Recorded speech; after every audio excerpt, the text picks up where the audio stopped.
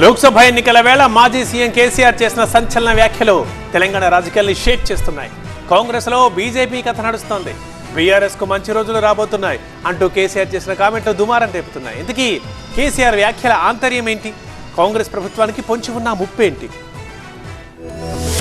104 మంది ఎమ్మెల్యేలున్న బీఆర్ఎస్ ప్రభుత్వంపైనే గతంలో కుట్రలు జరిగాయి.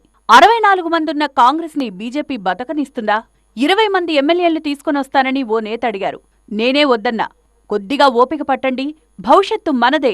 ఇవి మాజీ సీఎం కేసీఆర్ చేసిన సంచలన కామెంట్లు. రాష్ట్రంలో ఎంపీ ఎన్నికల నామినేషన్ల పర్వం మొదలవడంతో పార్టీ అభ్యర్థులకు కేసీఆర్ బీఫామ్లు అందజేశారు.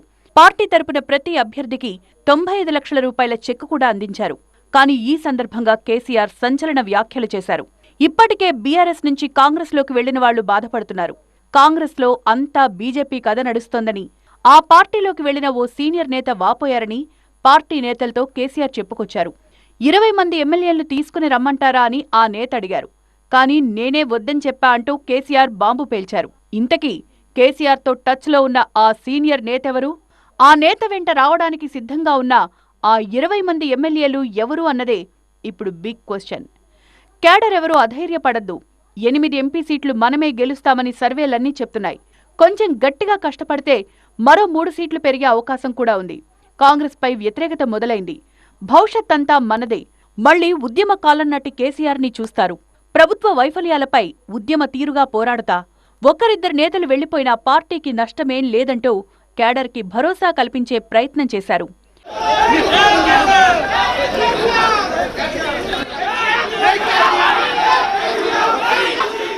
మరోవైపు ఈ నెల 22 నుంచి రాష్ట్రమంతా తిరిగేలా బస్సు యాత్రకు కేసీఆర్ రెడీ అవుతున్నారు.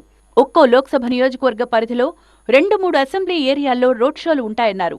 ఉదయం రైతులు, వివిధ వర్గాలతో కేసీఆర్ భేటీ, సాయంత్రం రోడ్ షోలు, కార్నర్ మీటింగ్స్ ఉండేలా పార్టీ ప్లాన్ చేస్తోంది. రైతు సమస్యలే టార్గెట్గా కేసీఆర్ ఎన్నికల ప్రచారం ఉండబోతోంది. వరంగల్, ఖమ్మం, మహబూబ్ నగర్ సహా పలు చోట్ల భారీ బహిరంగ సభలు ఉండనున్నాయి.